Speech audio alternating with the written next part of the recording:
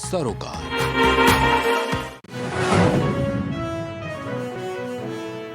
भानुप्रतापपुर में सावित्री मनोज मंडावी ने दर्ज की जीत, लोगों में खुशी का माहौल।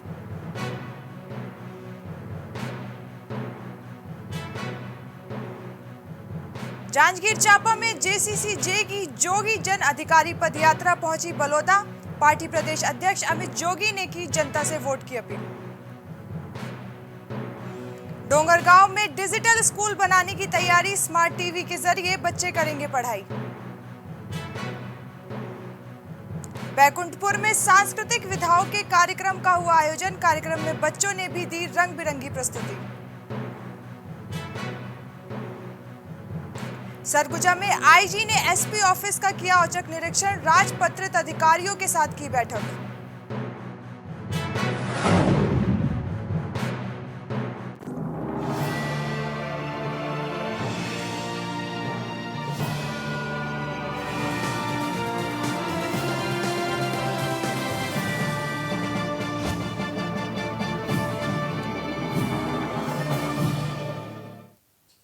नमस्कार, मैं हूं ईशा भार्गव और आप देख रहे हैं प्राइम छत्तीसगढ़। तो शुरुआत करते हैं छत्तीसगढ़ की बड़ी खबरों के साथ। खबर भानुप्रतापपुर से है, जहां हुए उपचुनाव में कांग्रेस प्रत्याशी सावित्री मनोज मंडावी ने बीजेपी के ब्रह्मानंद नेताम को हराकर जीत दर्ज की है। इससे लोगों में काफी उत्साह देखने को मिला है। लोगों ने एक दूसरे को मिठाइयां खिलाकर जश्न मनाया, साथ ही कार्यकर्ताओं ने पटाखे फोड़कर खुशी जताई है।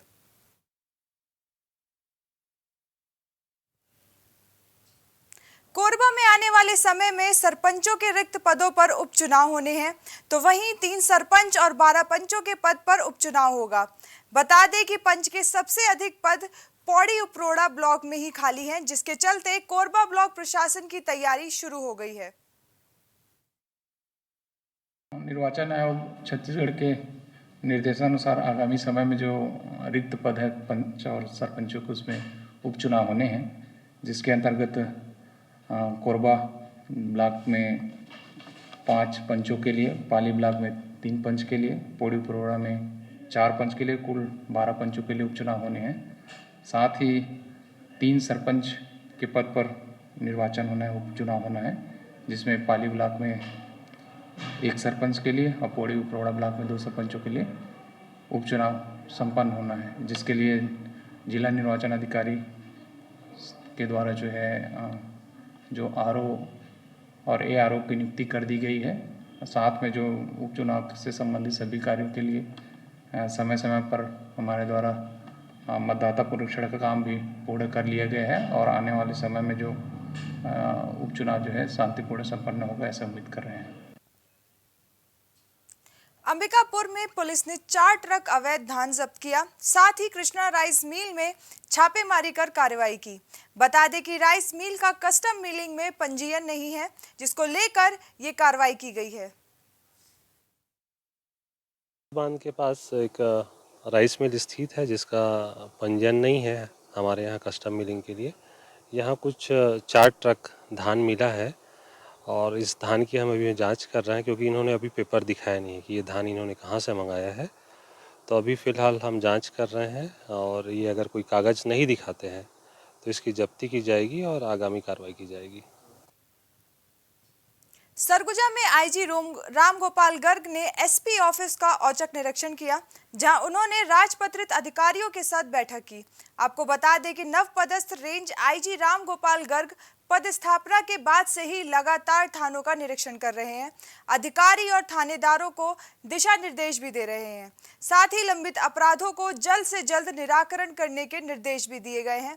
इस कड़ी में वे एसपी कार्यालय पहुंचे थे और उसके साथ ही ऑनलाइन ठगी के मामले में भी लोगों को सतर्क रहने के लिए जागरूक किया।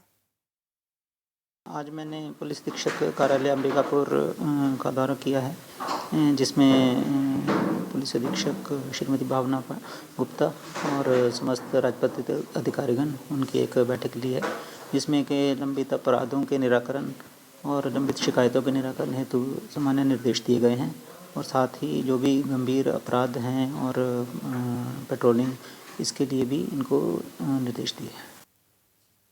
सरगुजा में चोरी के मामले में एक आरोपी को गिरफ्तार कर लिया गया। अंबिकापुर कोतवाली पुलिस ने चोरों की बारात निकाली।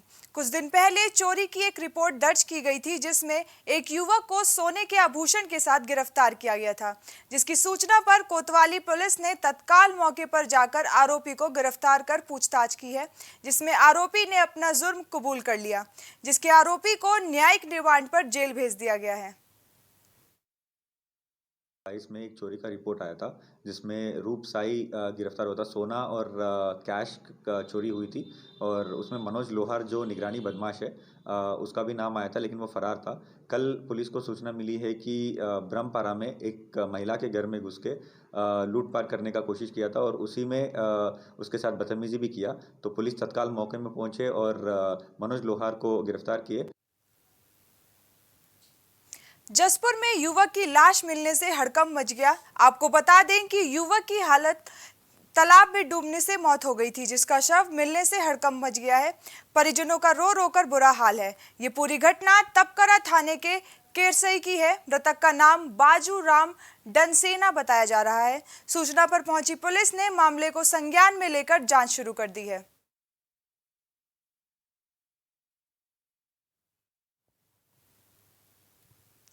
जसपुर के छत्तीसगढ़ ओडिशा सीमा पर ड्राइवर और खलासी के बीच जमकर मारपीट हो गई।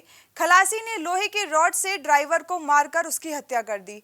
मृतक ड्राइवर उत्तर प्रदेश के सोनभद्र जिले का रहने वाला है, तो वहीं आरोपी फरार चल रहा है।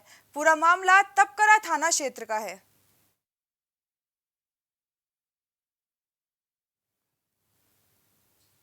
जांजगीर चांपा में संविदा कर्मियों ने राज्य सरकार पर वादा खिलाफी करने का आरोप लगाते हुए नियमित कारण करने की मांग की है, तो वहीं जिन संविदा कर्मियों को मंत्री रविंद्र चौबे ने ठुकराया, उन्हीं संविदा कर्मियों को नेता प्रतिपक्ष नारायण चंदेल ने स्वीकार कर राज्य सरकार को घेरने की तैयारी कर ली है। मैंने भी आप लोगों के चैनल के माध्यम से देखा था, सोशल मीडिया में देखा था कि हमारे जो कर्मचारी हैं जो नियमितीकरण की मांग को लेकर के पंचायत मंत्री जी से मिलने गए थे, तो उन्होंने कहा कि नारियल मैं अभी नहीं रखूंगा और मेरे से आप मंत्रालय में समय लेकर के आइए। इतना मैंने सुना था, लेकिन सामान्य रूप से कोई भी कर्मचारी संगठन आए जो बेचारे शासकीय सेवक हैं, जो शासन और प्रशासन के बीच के महत्वपूर्ण कड़ी, शासन अगर कोई निर्देश जारी करता है तो प्रशासनिक अधिकारी उसको इम्प्लीमेंट कराते हैं नीचे। मैदान में वही लोग रहते हैं, ग्रास रूट पे वही लोग जाते हैं, तो उनको थोड़ा समय देकर के मिलना, उनकी बात को सुनना, सहानुभूतिपूर्वक उस पर विचार करना, जो सरकार कर सकती है वो करने का प्रयास करना चाहिए। जांजगीर चांपा में बलौदा थाना क्षेत्र में गांव पहरिया में हार्वेस्टर की चपेट में आने से 1 साल के मासूम को गंभीर चोटें आने से मौत हो गई। पुलिस ने हार्वेस्टर को जब्त कर लिया है। मौके से चालक फरार हो गया है। पुलिस ने शव को अपने कब्जे में लेकर पोस्टमार्टम के लिए भेज दिया है और पुलिस आगे की जांच में जुट गई है।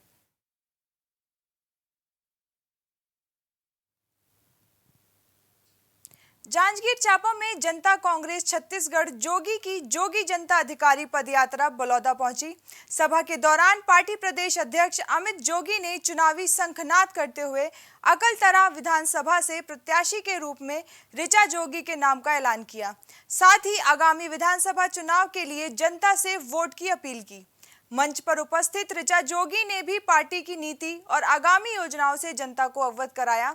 तो मीडिया से चर्चा करते हुए अमित जोगी ने भाजपा और कांग्रेस को झूठे की पार्टी बताया और दोनों ही दल पर वादा खिलाफी का आरोप लगाया है। साथ ही आगामी चुनाव में जनता कांग्रेस छत्तीसगढ़ जे के बेहतर प्रदर्शन का दावा करते हुए कहा कि पार्टी अपने दम पर चुनाव लड़ेगी। और कांग्रेस ने ठगा नहीं, चाहे 1500 गरीबी पेंशन देने की बात हो, आवास बनाने की बात हो, 2500 रुपया बेरोजगारी भत्ता देने की बात हो, संविदा कर्मचारियों के नियमितीकरण की बात हो, शराबबंदी करने की बात हो, 16% अनुसूचित जाति को आरक्षण देने की बात हो, 10% गरीबों को आरक्षण देने की बात हो। वादे तो खूब किए, लेकिन जब सरकार में आए तो सारे वादे भूल गए। केवल पैसा कमाने में अपना ध्यान उन्होंने रखा। दोनों पार्टियों में, जैसे गांव-गांव में आजकल क्रिकेट मैच हो रहे हैं। गोरेला पेंड्रा में नगर पंचायत से जनता के फंड का दुरुपयोग और पैसों की बर्बादी की जा रही है, जहां पर 1 से 1.5 फीट की कंक्रीट बेस को उखाड़कर मुख्य राजमार्ग में सड़क किनारे पेवर ब्लॉक लगाया जा रहा है, जिसकी क्षमता और है। इसके बावजूद भी लगातार जनता के पैसे की बर्बादी की जा रही है। पेवर ब्लॉक का कार्य 16 लाख की लागत से किया जा रहा है। इस कार्य से स्थानीय लोगों में आक्रोश है। नगर पंचायत के द्वारा मुख्य मार्ग में पूर्व में निर्मित पीडब्ल्यूडी द्वारा पूर्व में निर्मित लगभग 1.5 वर्ष पूर्व जो साइड शोल्डर के रूप में सीसी रोड बनाया गया था, उसको उखाड़ के पेवर ब्लॉक लगाने का कार्य किया जा रहा है। और उसकी मोटाई लगभग 12-13 इंच करीब है। और उस मुख्य मार्ग में 40 टन 45 टन की गाड़ियाँ लगातार चलती हैं। वो पेवर ब्लॉक उसका वो नहीं ले पाएगा। और ये भ्रष्टाचार करने का तरीका है। इसका जो है अनुमति भी नहीं लिया गया है पीडब्ल्यूडी से, और बिना जानकारी के अवैध रूप से उसकी खुदाई करके और उसमें पेवर ब्लॉक लगाने का कार्य किया जा रहा है, जिसका हम सभी भारतीय जनता पार्टी के लोगों ने विरोध किया है। निश्चित रूप से ये पैसे के दुरुपयोग का ही मामला है कि सीसी रोड को तोड़ करके कभी ये बताया जाता है कि वहाँ पर पेवर्स ब्लॉक लगाए जाएंगे, कभी सीसी रोड बनाया जाता है फिर से। पेवर्स ब्लॉक की जो मजबूती है वो सीसी रोड की मजबूती के सामने कहाँ टिक पाएगी। तो जो इस्टेब्लिश सड़कें हैं या इस्टेब्लिश अपनी जो सड़क बनाई जा रही है, सीसी रोड बनाई जा रही है, उसको तोड़ करके कभी पेवर्स ब्लॉक की बात करना, कभी कुछ करना। आज आप देखिए जो हाई स्कूल के सामने जो पेवर्स ब्लॉक लगाए गए थे, वहाँ पर पानी की भराव की कितनी बड़ी समस्या है। नगर पंचायत उस पर कोई ध्यान नहीं दे रहा है। उस समय अभी इसी बरसात पर पेवर्स ब्लॉक की जो ओरिजिनलिटी थी वो जनता के सामने आ चुकी है। फिर उसको बीच मुख्य मार्ग में और बीच बस स्टैंड में इस तरह से करना, ये अपने आप में गलत है। और नगर पंचायत को इस तरह से जनता के पैसे के दुरुपयोग करने से बचना चाहिए। इस संबंध में आज हमने कलेक्टर महोदया को हमारे समस्त जिला भाजपा के पदाधिकारी और अनुषंगिक संगठन और विभिन्न जो कार्यकर्ता बंधु हैं उनकी उपस्थिति में यहाँ ज्ञापन दिया।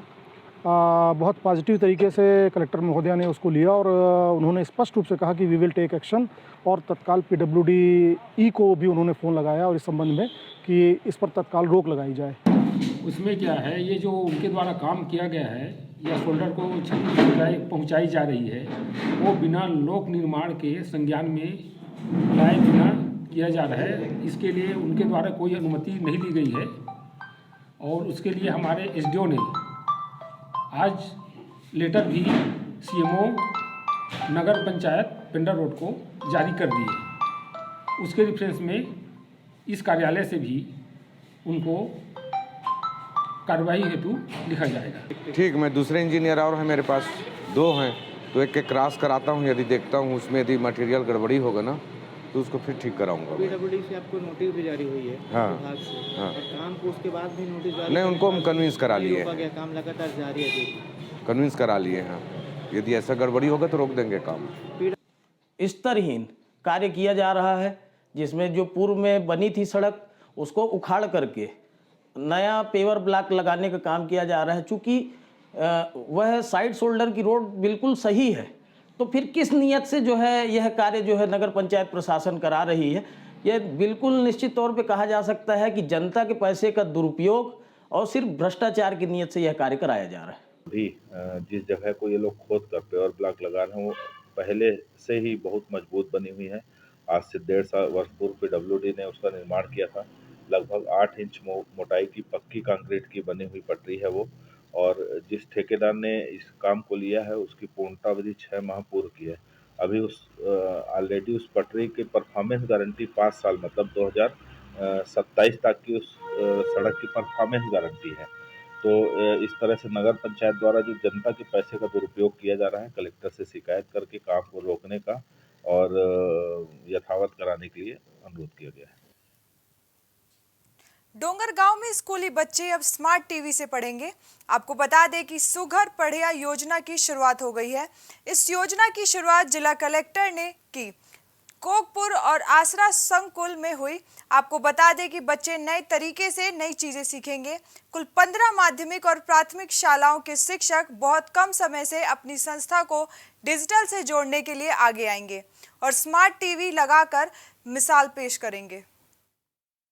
स्मार्ट करना चाहते हैं और पाठ्यक्रम को सुविधाजनक ढंग से हम बच्चों तक किस तरीके से पहुंचाएं, इस बात को ध्यान में रखते हुए सभी विद्यालयों में स्मार्ट टीवी उपलब्ध कराने का प्रयास चल रहा है और उसका पहला दिन हम संकुल कोकपुर आसरा दोनों संकुल के संयुक्त तत्वाधान में स्मार्ट टीवी का आज उद्घाटन कार्यक्रम संकुल केंद्र कोकपुर में रखा गया है। इसमें हम अपेक्षा रखेंगे कि हमारा सभी विद्यालय जो डोंगर गांव में 114 प्राथमिक शाला, बस्तर के दंतेवाड़ा का बारसूर क्षेत्र जहां 10वीं से 13वीं शताब्दी तक नागवंश का शासन हुआ करता था, यही वजह है कि बस्तर में आज भी बहुत सी नागों की प्रतिमाएं और मंदिर हैं, जिनमें से एक है बारसूर के पास स्थित नागफणी मंदिर, जो छिंदक नागों के शासन में निर्मित किया गया था। इस मंदिर में हर साल नाग पंचमी के दिन विशाल मेला लगता है। मंदिर की महत्ता को देखते हुए और पर्यटन को बढ़ावा देने के उद्देश्य से दंतेवाड़ा जिला कलेक्टर विदित नंदनवार के आदेश पर इस मंदिर का जीर्णोद्धार किया जा रहा है और मंदिर को पुराने स्वरूप में लाने के लिए डिजाइन तैयार कर कार्य शुरू कर दिया गया है। जो है वर्तमान में, क्योंकि बारसूर और उसका जो आपका टूरिज़्म का जो रूट है उस पे ही ये अवस्थित है और इसे जो है वहाँ के जो लोकल जो मंदिर हैं, चंद्रादित्य मंदिर है या अन्य जो मंदिर हैं, मामा भाचा मंदिर है, उसी की तर्ज पर इसके पुराने स्वरूप को बनाए रखते हुए कैसे इसको डेवलप किया जा सकता है, यही हमारा प्रयास है। और आने वाले समय में ये जो मंदिर डेवलप हो जाएगा तो न केवल यहाँ पर पर्यटकों की संख्या में वृद्धि होगी बल्कि स्थानीय लोगों को भी जो है। कोरबा में बिजली घरों से निकलने वाली राख को कहीं भी डंप करने का काम धड़ल्ले से चल रहा है। इसके कारण खेती किसानी और आम लोगों को स्वास्थ्य पर बड़ा असर पड़ रहा है। बिजली बनाकर उसका व्यावसायिक उपयोग करने वाले संस्थान इस बात से कोई वास्ता नहीं रखते हैं कि उनके यहाँ से निकल रही राख का निस्तारण किस तरह से हो रहा है।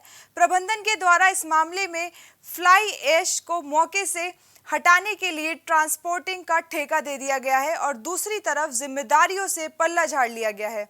ऐसे में ट्रांसपोर्ट करने वाले लोग मनमाने तरीके से कहीं भी फ्लाई ऐश को फेंकने का काम कर रही है। ऐसी ही सूचना पर वन विभाग ने एक स्थान पर कार्रवाई की और 5 हाईवा वाहन को जब्त कर लिया। सूचना मिली थी वो रॉकेट का जो इन लोगों का जो सही में जहाँ पे डंप करना था वैसे डंप करते करते थोड़ा जंगल में भी डंप करने के लिए आ गए थे करके, तो फिर रेंजर द्वारा, कोरबा रेंजर द्वारा वो 4 गाड़ी को इन्होंने पकड़ा है और इसमें अभी जांच चल रही है। तो उसके लिए जो भी हम लोग इसको एक POR भी काट गए, तो इसके लिए जो भी हमको जो जुर्माना वगैरह जो करना है। कोरबा में पुलिस कस्टडी से फरार कबाड़ चोर गिरोह के सरगना और डकैत के एक साथी को पुलिस ने पकड़ लिया है। पुलिस ने उनसे पूरे दिन पूछताछ की। उनकी निशानदेही पर झाड़ियों में छिपाकर रखे गए 3 टन तांबे को बरामद कर लिया गया है। इसके बाद दोनों आरोपियों को शहर में पैदल मार्च करते हुए कोर्ट पेश किया गया, जहां से आरोपियों को जेल दाखिल कराया गया है। इस पूरे मामले में पूछताछ के दौरान चौंकाने वाली बातें सामने आई है। दरअसल कबाड़ चोरी की वारदात में प्लांट के कुछ सुरक्षा कर्मियों की मिली भगत भी थी, जिनके सहयोग से ही लाखों की चोरी को अंजाम दिया गया। ये बात उजागर होने के बाद प्रबंधन में हड़कंप मचा हुआ है। 20 तारीख को FIR हुआ था, जिसमें FIR में यह उल्लेख था कि 18 नवंबर की रात में CCB के जो बंद प्लांट हैं वहाँ पे पुराने जो कबाड़ का सामान है उसकी चोरी हुई है। इस पर से अपराध क्रमांक 1143/22 और IPC की धारा 457 380 के तहत अपराध पंजीबद्ध किया गया था। बाद में विवेचना के दौरान 3 आरोपियों की पूर्व इसमें गिरफ्तारी हुई थी। एक संदेही राजा खान, जिसको कब्जे पे लेकर पूछताछ की जा रही थी, इसी बीच पे राजा खान के द्वारा पुलिस को चकमा देकर वहाँ से फरार हो गया था। आज दिनांक को दीपका क्षेत्र के चाकाबुड़ा जंगल से राजा खान को गिरफ्तार किया गया है। उसके निशानदेही पे कुछ सामानों की जब्ती भी हुई है। साथ में एक दूसरा आरोपी है काजू पटेल, उसको भी गिरफ्तार किया। बैकुंठपुर में इन दिनों खेल सहित विभिन्न सांस्कृतिक विधाओं का आयोजन हो रहा है, तो वहीं कार्यक्रम में लोक नृत्य, लोकगीत, शास्त्रीय गायन, वादन के साथ विभिन्न सांस्कृतिक कार्यक्रम का शानदार आयोजन हुआ। साथ ही जिला भर के स्कूली बच्चों ने भी रंग बिरंगी प्रस्तुति दी। रखा गया है, इसका मेन है युवाओं को एक्टिव रख के उनमें उनकी जो धरोहर है, हमारी संस्कृति, उससे उनको जोड़े रखना। सारे बच्चों का परफॉर्मेंस यहाँ पर बहुत अच्छा था। अभी परफॉर्मेंस शुरू हुआ है, मेरे ख्याल से शाम तक ये प्रोग्राम चलेगा और शाम को मैं फिर आऊँगी बच्चों के बीच इन लोगों के प्राइज डिस्ट्रीब्यूशन के लिए। और मैं यही चाहूँगी अगली प्रस्तुति से पहले जगह अंबिकापुर में मेडिकल कॉलेज अस्पताल में मॉनिटरिंग के लिए टीम गठित की गई है। एसएनसीयू वार्ड में 4 बच्चों की मौत के बाद प्रशासन ने बड़ा फैसला लिया है। आपको बता दें कि कलेक्टर ने आदेश दिए हैं कि 2 आईएएस अधिकारी सहित अपर कलेक्टर और एसडीएम अस्पताल की मॉनिटरिंग करेंगे। साथ ही प्रत्येक सप्ताह एक अधिकारी अस्पताल की निगरानी करेगा।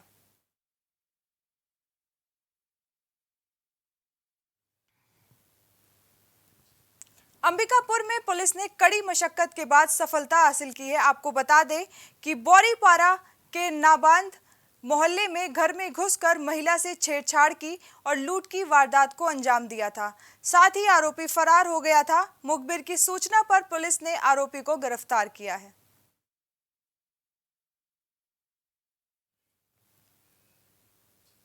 छत्तीसगढ़ की खबरों में बस इतना ही। देश और दुनिया की तमाम खबरों के लिए देखते रहिए प्राइम टीवी। नमस्कार।